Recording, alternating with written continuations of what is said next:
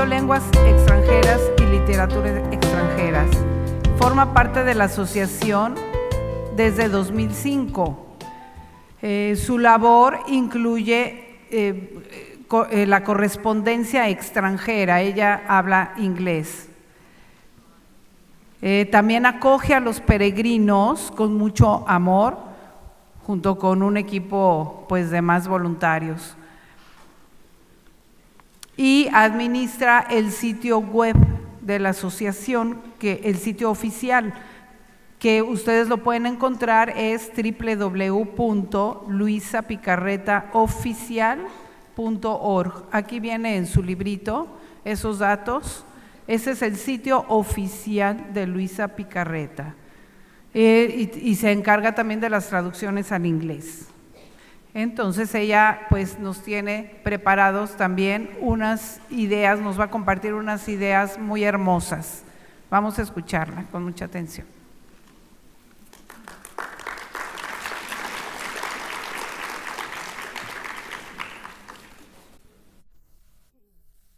Queridos hermanos y hermanas, también yo quiero expresar mi profunda y muy especial alegría de estar aquí. Es un don del Señor participar con ustedes en el Congreso Internacional sobre la Divina Voluntad.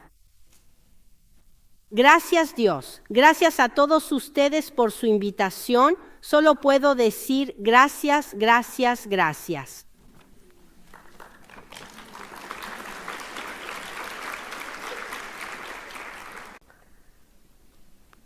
El tema que nos acompaña en estos días es la unidad.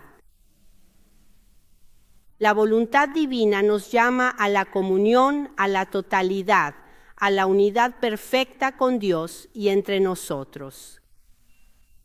En el gran mosaico de la Iglesia, cada vocación, cada carisma, cada historia personal es una tesela única, irrepetible, llamada a resplandecer en la belleza del conjunto.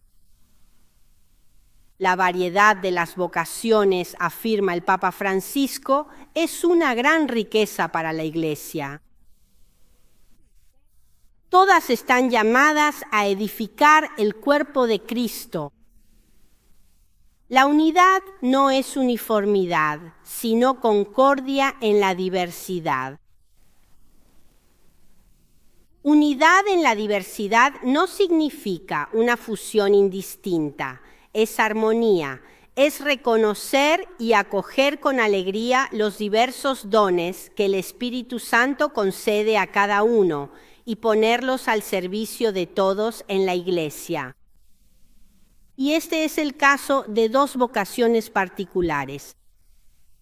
La vocación laical y mística de la sierva de Dios Luisa Picarreta y la sacerdotal.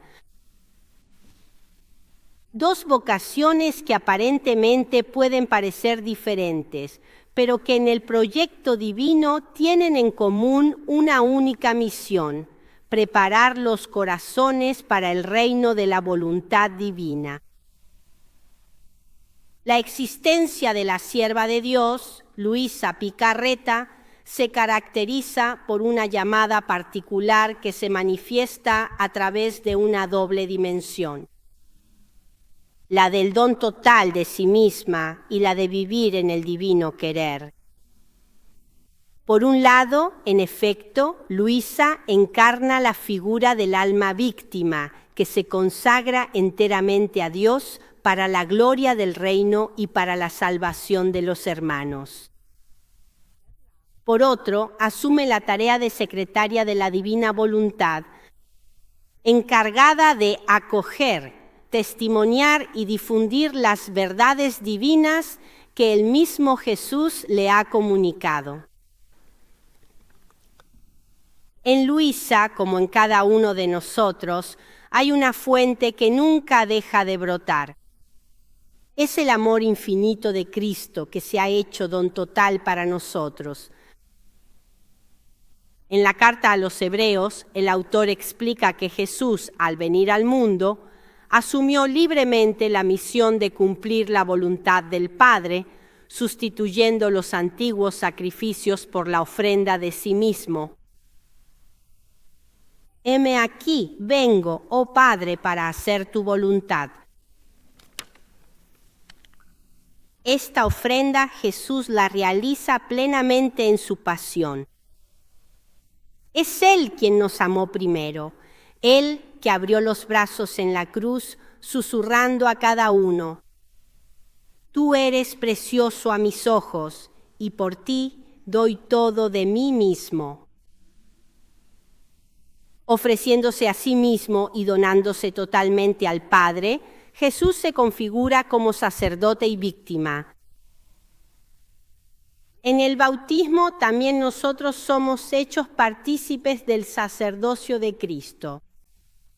También a nosotros se nos confía la llamada a hacer de nuestra vida una ofrenda de amor, a vivirla en comunión con Dios y a ofrecerla por nuestros hermanos.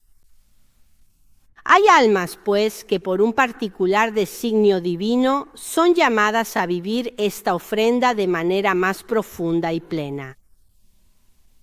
Es el caso de la sierva de Dios Luisa Picarreta, elegida por el Señor para entrar en una intimidad extraordinaria con su voluntad y para testimoniar con su vida oculta y donada la belleza de una existencia enteramente ofrecida a Él. Luisa es víctima de amor. Es aquella que se ha dejado amar por Dios y ha correspondido a Dios no solo con su amor, sino con el amor mismo de Dios. En ella la ofrenda de sí misma alcanza una plenitud nueva. No solo acoger lo que Dios quiere, sino dejarse transformar en un instrumento dócil para que el mismo Jesús pueda vivir, amar, rezar y obrar en ella. Tú eres, le dice Jesús, como esas flores que ni siquiera tienen raíz en la tierra y viviendo así suspendida en el aire, vienes a recrear el cielo y la tierra. Y tú, mirando al cielo, solo de eso te recreas y te nutres de todo lo que es celestial. Y mirando la tierra, sientes compasión y la ayudas en lo que puedes por tu parte. Y además, soy yo quien repite mi vida en ti. Siento el anhelo de ser amado por ti, no con amor de criatura, sino con el mío. Por eso te transformo, te quiero en mi querer, porque en ti quiero encontrar a quien me supla a mí y a todas las criaturas. Te quiero como un órgano que se presta a todos los sonidos que quiero hacer. También la vida del sacerdote es un reflejo constante del amor de Cristo, por su iglesia y también por la humanidad. Un amor que se manifiesta plenamente en el don total de sí mismo para la gloria del reino y la salvación de los hermanos. San Juan Crisóstomo afirma: ¿quién es, pues, el sacerdote? Es el defensor de la verdad. Se eleva con los ángeles, glorifica con los arcángeles. Hace subir al altar del cielo las víctimas de los sacrificios. Comparte el sacerdocio de Cristo, remodela a la criatura, restaura en ella la imagen de Dios, la recrea para el mundo de lo alto. Y para decir lo que hay de más sublime, es divinizado y diviniza.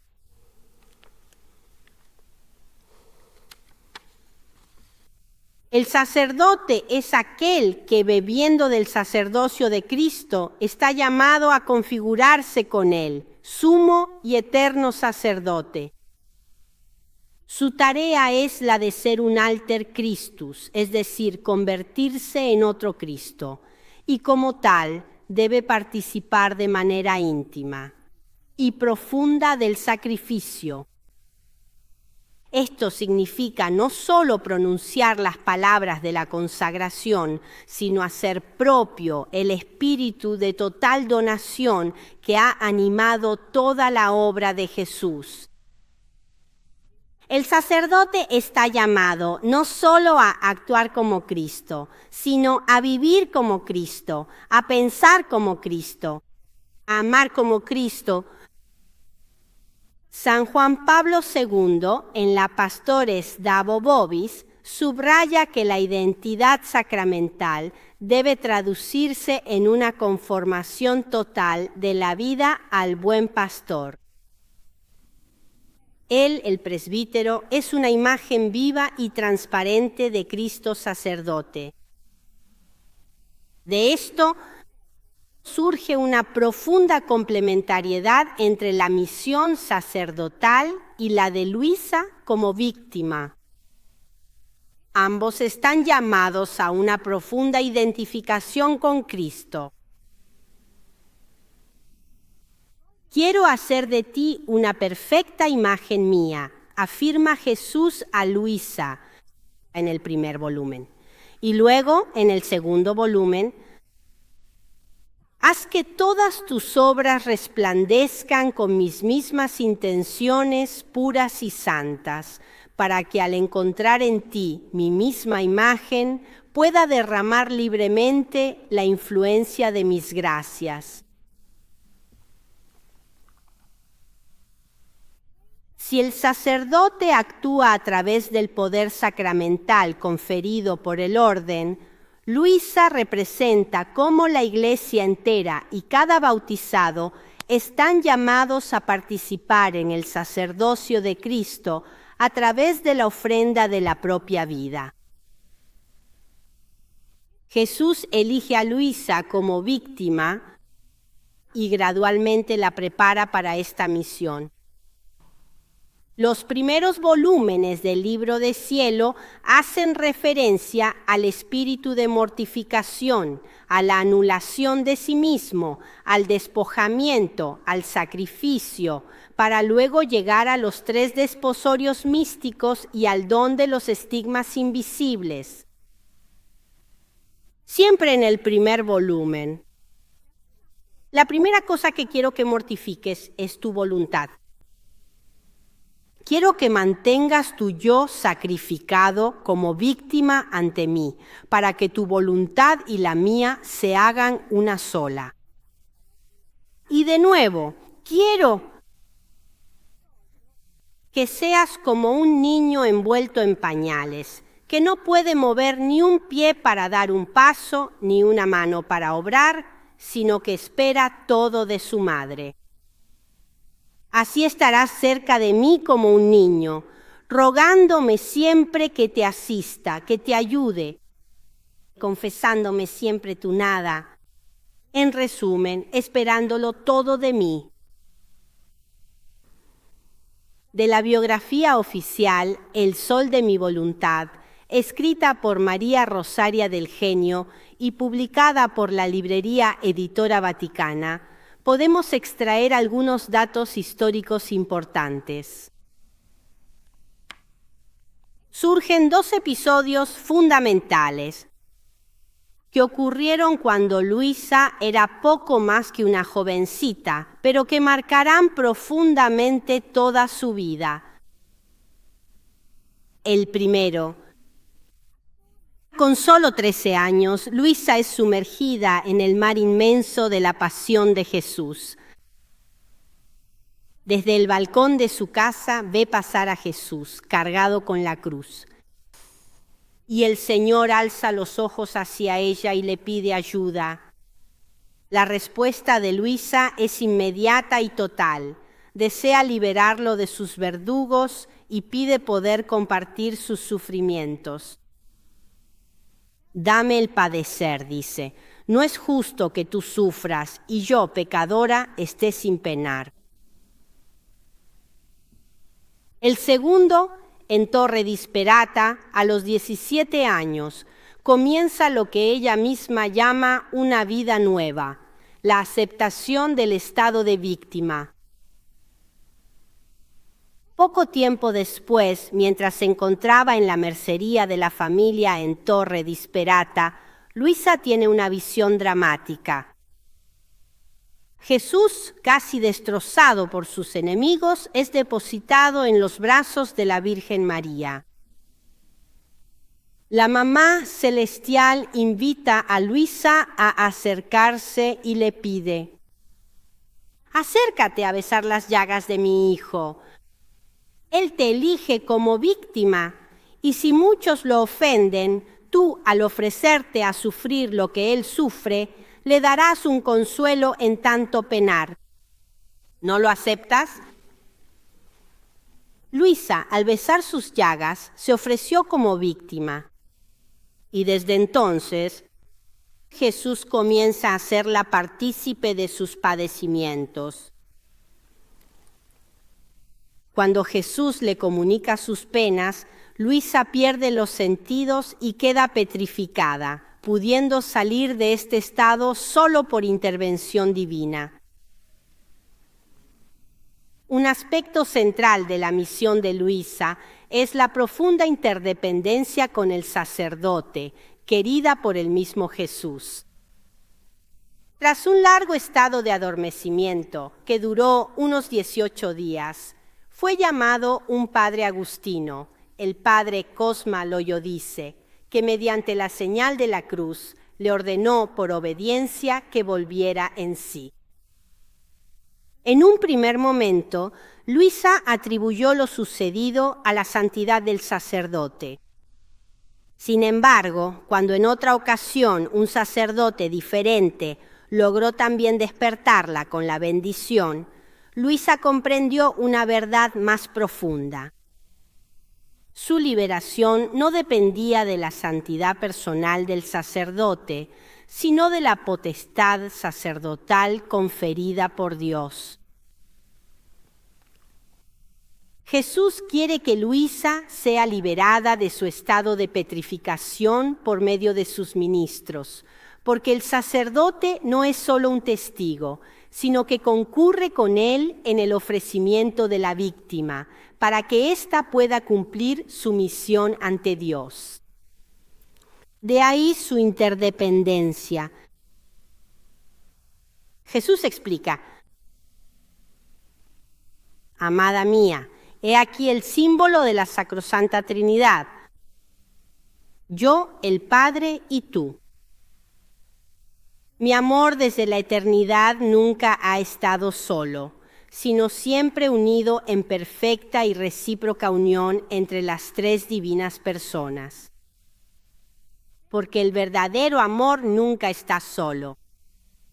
Si supieras cuánto me complace y disfruto poder continuar en las criaturas ese amor que desde la eternidad reinaba y reina todavía en la Santísima Trinidad. Por eso también digo que quiero el consentimiento de la intención del confesor, unido a mí para poder continuar más perfectamente. Luisa será sometida hasta el final de su vida a la autoridad sacerdotal, que ella misma definirá como la cruz más pesada que ha tenido en su vida. Este vínculo se concretará en el tiempo en la asistencia espiritual del confesor oficial. A pesar de expresar lo doloroso que era para ella depender de los sacerdotes, sobre todo al ser despertada de su estado habitual, Luisa siempre manifestó hacia sus confesores una profunda estima y docilidad, expresadas a través de la virtud de la obediencia. Para ella, la obediencia es el camino que conduce a Dios. La voluntad de Dios hace tomar la posesión divina, pero la obediencia es la llave para abrir la puerta y entrar en esta posesión. La verdadera unión con Dios y su eterno querer pasa a través de la obediencia a la Iglesia y a sus pastores.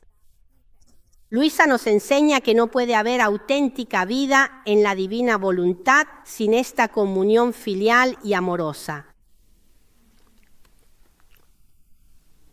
Ayudándonos siempre de la biografía oficial, haremos un recorrido por los confesores oficiales de Luisa. Veremos cómo ellos tuvieron un papel central y providencial en el camino místico de la sierva de Dios, Luisa Picarreta.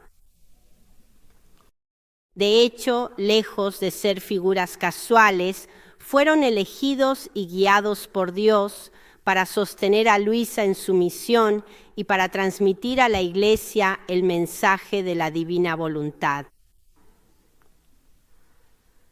Dice Jesús en el volumen 19, quiero, por medio de ti, depositar esta doctrina celestial en mis ministros, como nuevos apóstoles, para que primero formen con ellos el anillo de conjunción con mi voluntad y luego la transmitan en medio de los pueblos. Si esto no fuera o no debiera ser, no habría insistido tanto en hacerte escribir, ni habría permitido la venida diaria del sacerdote, sino que habría dejado toda mi obra entre tú y yo. Por lo tanto, está atenta y déjame libre en ti para hacer lo que quiero. Como hemos subrayado anteriormente, el primer sacerdote en asistir a Luisa fue el padre agustino, padre Cosma Loyodice. Su asistencia, como la misma Luisa referirá más tarde, se caracterizó por el cariño y el consuelo por los grandes sufrimientos que ella vivía. Sin embargo, al no haberle preguntado nunca nada al respecto, no estaba al corriente de los diálogos interiores que animaban su vida. El padre Cosma fue sustituido por don Michele de Benedictis.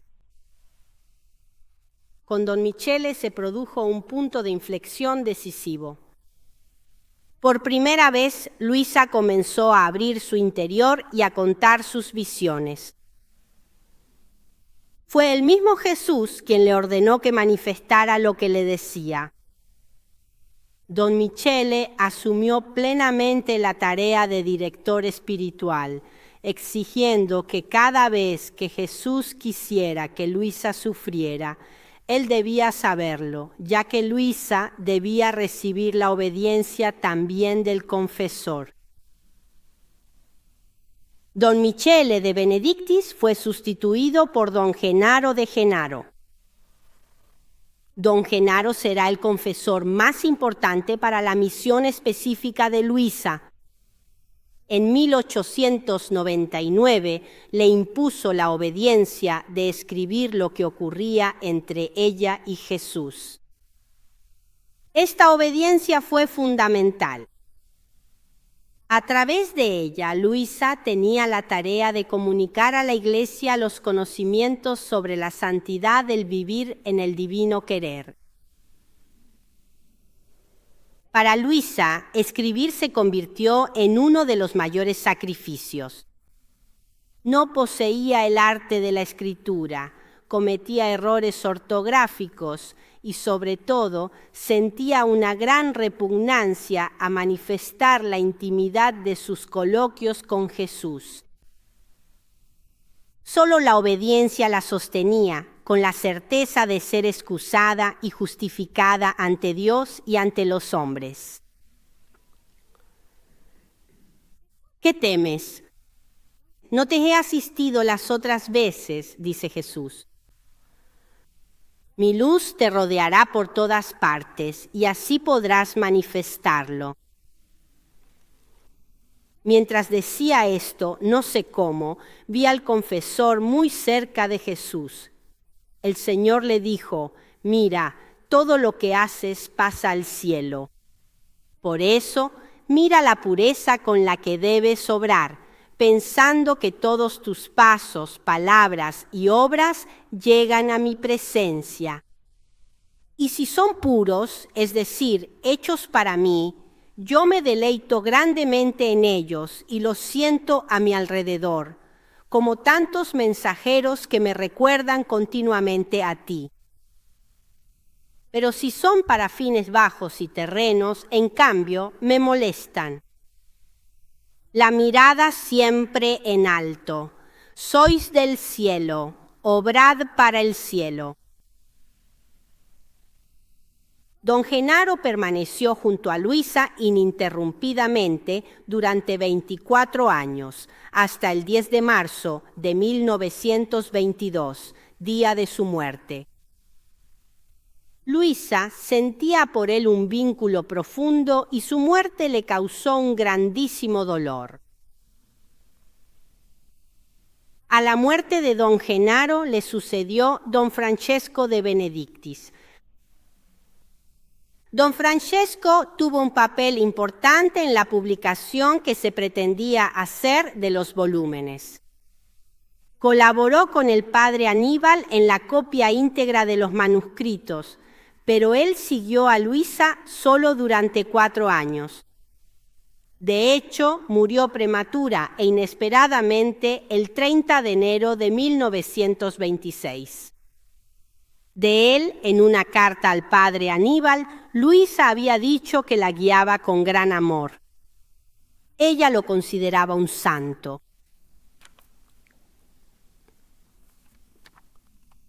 La tierra le parecía indigna de poseerlo y quizás por eso el Señor se lo había llevado al cielo. Don Francesco de Benedictis fue sustituido por don Benedetto Calvi. Don Benedetto era párroco de la parroquia de Santa María Greca y capellán de las Hermanas del Divino Celo, donde Luisa, siempre por obediencia, vivió durante 10 años, de 1928 a 1938. Fue el último confesor de Luisa que, junto al rogacionista, el padre Pantaleone Palma, dio un nuevo impulso a la publicación de los escritos. En 1930 se publicó En el reino de la divina voluntad, Historia de un alma, que contenía los primeros volúmenes del diario. En 1932, La Virgen María en el reino de la divina voluntad. En 1934, don Benedetto se encargó de la 5ª edición del Reloj de la Pasión, con el anexo Tratado sobre la Divina Voluntad.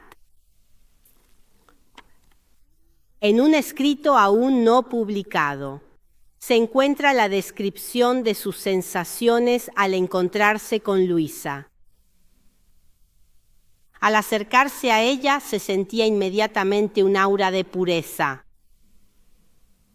Quien la visitó en su lecho durante los martirios, la vio en su rostro exhalar un aroma de cielo. Manifestaba la expresión sencilla de una cándida paloma que apenas tocaba la tierra para volar alto hacia el cielo. Luego está su carta del 24 de marzo de 1947, en la que comunica la noticia de la muerte de Luisa a un tal Tomasino emigrado a América. Mi queridísimo Tomasino, Luisa ya no está con nosotros. Está en el cielo, en la inmensa luz de la divina voluntad, gloriosa y triunfante en la gloria de los santos. La asistí hasta el último momento. Expiró en mis brazos, mientras yo murmuraba mi última pero inútil absolución. Murió como mueren los santos, en un último acto en la divina voluntad. Murió como una santa. Hemos perdido a nuestra Luisa. Unidos en vida, en la divina voluntad, unidos en la muerte, en el cementerio, unidos para siempre. Así lo espero, por la misericordia de Dios en la gloria de la divina voluntad. Fue la entrega total de sí misma a Dios, lo que preparó el corazón de Luisa para recibir un don aún más grande, el vivir en la divina voluntad.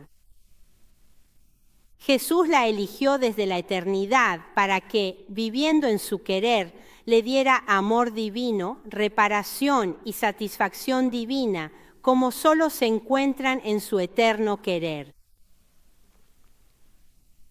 Hija mía, sé única en mi mente y serás también única en la historia, y no habrá ni antes de ti ni después otra criatura a la que haré llegar, como obligado por la necesidad, la asistencia de mis ministros. Habiéndote elegido para depositar en ti la santidad, los bienes, los efectos y el acto de mi suprema voluntad, era conveniente, justo, decoroso para la misma santidad que contiene mi querer, que un ministro mío te asistiera y fuera el primer depositario de los bienes que mi voluntad contiene, y desde su seno hacerlos pasar a todo el cuerpo de la Iglesia. Así como confié a mi madre, a San Juan, para depositar en él y de él a la Iglesia los tesoros, las gracias y todas mis enseñanzas, así he hecho contigo. Debiendo servir el fiat voluntas tua a toda la Iglesia, te he confiado a un ministro mío, para que deposite en él todo lo que te manifiesto sobre mi voluntad. La relación entre Luisa y el sacerdote no fue unilateral, sino un don recíproco. Luisa no habría podido cumplir su misión sin la guía y el discernimiento de los sacerdotes.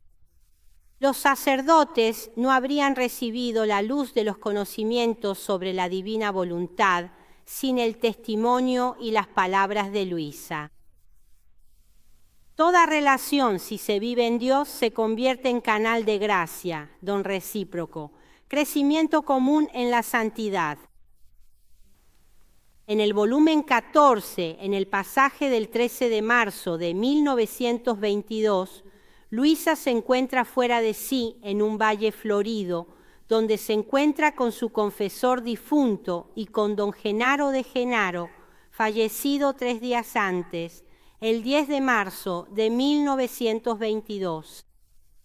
Él le habla de las verdades divinas como rayos de luz y del bien que él recibió al escucharlas. Debes saber que cuando Jesús te habla y te manifiesta sus verdades, son rayos de luz que llueven sobre ti. Tú, en cambio, cuando me las manifestabas a mí, al no tener su virtud, me las manifestabas a gotas. Mi alma quedaba toda llena de esas gotas de luz, y esa luz me daba más impulso, más ganas de escuchar otras verdades, para poder recibir más luz. Porque las verdades llevan el perfume celestial, la sensación divina, y esto no solo al escucharlas. ¿Qué será entonces para quien las practica? Por eso amaba, deseaba tanto escuchar lo que te decía Jesús y quería decírselo a los demás. Era la luz, el perfume que sentía y quería que otros participaran de ello. Si supieras el gran bien que ha recibido mi alma al escuchar las verdades que te decía Jesús. Las verdades divinas continúan iluminando al confesor, incluso después de la muerte. Una luz que fluye y se renueva, signo de vida eterna y de participación continua en la voluntad divina. Continúa diciendo don Genaro, cómo mi alma todavía gotea luz y expande perfume celestial, que no solo me da alivio, sino que sirve de luz para mí y para quien está a mi lado. Y como tú haces tus actos en el querer divino, yo tomo parte especial porque siento la semilla de su santísimo querer que tú sembrabas en mí. La semilla del querer divino que Luisa sembraba en el alma de los confesores y de los sacerdotes en general que la han seguido, la redescubrimos también a través de su correspondencia epistolar. De hecho, son numerosas las cartas en las que se refleja el amor profundo de Luisa hacia los sacerdotes. Un amor espiritual puro, dócil, respetuoso, en el que se lee una única invitación que ella les dirige: hacer vida en el fiat divino para que puedan tomar de él toda su obra. En una carta del 10 de enero de 1944 escribe: Muy reverendo Monseñor, no sé cómo agradecerle su atención, el que se acuerde de la pequeña sierva de Jesús. Ni sé cómo corresponderle. Solo puedo rezar para que el querido Jesús le haga vivir de voluntad divina, porque solo ella puede hacernos felices y puede hacernos santos con su misma santidad. Más aún, el único deseo de Jesús es que vivamos en su querer, porque si vivimos en él puede darnos todo lo que quiere. Jesús quiere derrochar amor, pero nuestra voluntad es pequeña y no tiene dónde ponerlo. Quiere darnos gracias sorprendentes, pero nuestra voluntad es incapaz de recibirlas. Por eso quiere encontrar en nosotros su misma voluntad, no solo para darnos lo que quiere, sino para hacer de nosotros una copia fiel. Por eso, cuando nos encuentra en su querer divino, hace fiesta y dice: finalmente he encontrado dónde puedo poner de lo mío. Mi voluntad sabrá custodiar mis gracias, mi amor y mi misma santidad. Por eso, Padre Santo, que nos importe vivir en la divina voluntad. Ella nos mantendrá custodiados, defendidos de todos los males y libres de todos los peligros. Oh, si todos conocieran lo que significa vivir en la divina voluntad, competirían y todos los males cesarían al instante. Este es mi deseo para el nuevo año, que puedan vivir siempre en el querer divino, y que Jesús haga de ustedes el misionero de la divina voluntad. Y de este espíritu de amor, oración y reparación que Luisa nutrió hacia los sacerdotes, es que dentro de la asociación Luisa Picarreta ha florecido, por inspiración de Sor Asunta Marigliano, una misión particular que toma el nombre de Madres Místicas Sacerdotales. A ejemplo de María, que acogió a Jesús en su vida, la Madre Mística adopta espiritualmente a un sacerdote, cuyo nombre es conocido solo por Dios. Ella lo acoge en su propio corazón, lo nutre con la oración, lo custodia con el amor, lo sostiene con su propia ofrenda, continuando en el tiempo la maternidad espiritual que Luisa ejerció hacia los ministros de Dios, convirtiéndose así en pequeñas luces en el gran sol de la divina voluntad. En el libro de la Virgen María, en el reino de la divina voluntad, en el 20º día, la Mamá Celeste afirma: maternidad dice y significa verdadero amor, amor heroico, amor que se contenta con morir para dar vida a quien ha generado. Si no existe esto, la palabra maternidad es estéril y vacía y se reduce a palabras, pero en los hechos no existe.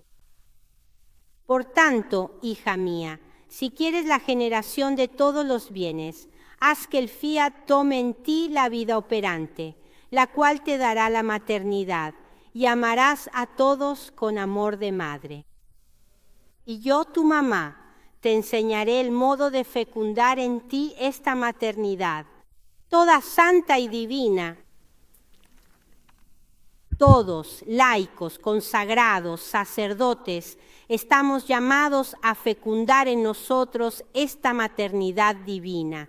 Pero esto es posible solo si la divina voluntad toma en nosotros la vida operante, si nuestra voluntad se deja absorber y transformar por la suya. Entonces, como María, nos convertiremos en instrumentos vivos del fiat, generando vida divina en las almas. La misión de Luisa y la del sacerdote, aunque diferentes, se encuentran en un punto en común. Ambas están llamadas a dar espacio a la voluntad de Dios para que ella reine en ellos y a través de ellos en la Iglesia y en el mundo. Y esta llamada no concierne solo a algunos, es una llamada para todos. La santidad es un don ofrecido a cada bautizado. Depende de nosotros disponernos, abrir el corazón, acoger esta invitación de amor para que Dios pueda decir también de nosotros lo que le dijo a Luisa. La mira que tengo sobre ti no es de cosas prodigiosas y de tantas cosas que podría obrar en ti para mostrar mi obra, sino que mi mira es absorberte en mi voluntad y hacer de ella una sola, y dejar de ti un ejemplar perfecto de uniformidad de tu querer con mi querer. Quisiera concluir con una oración compuesta por mí que hace referencia a un pasaje del volumen 8 del 14 de agosto de 1908. En este pasaje Jesús aparece como un pintor divino que quiere pintar su imagen en el corazón de Luisa, pero también en el corazón de todos nosotros. Pero le falta el pincel para pintar. ¿Y cuál es este pincel? Es nuestra voluntad. Jesús le dice a Luisa, si no me das tu voluntad, me falta el pincel para poder pintarme libremente en ti. Y ahora les doy esta oración mía que quisiera compartir. Señor Dios, creador de mi alma, tú que eres el pintor sublime, acoge hoy mi corazón como un lienzo que te pertenece. Haz que pueda donarte mi voluntad, que sea el pincel con el que puedas pintar libremente tu imagen en mí. Pero tú, oh Jesús, dame tu voluntad, para que yo pueda usarla como pincel en mis manos y pintar mi imagen en tu corazón. Concédeme también el don del amor, que sea la tinta viva y variada que da color y esplendor a mi vida, transformada en ti. Oh Señor, guía mis actos y mi corazón, para que pueda parecerme siempre más a ti. Fiat.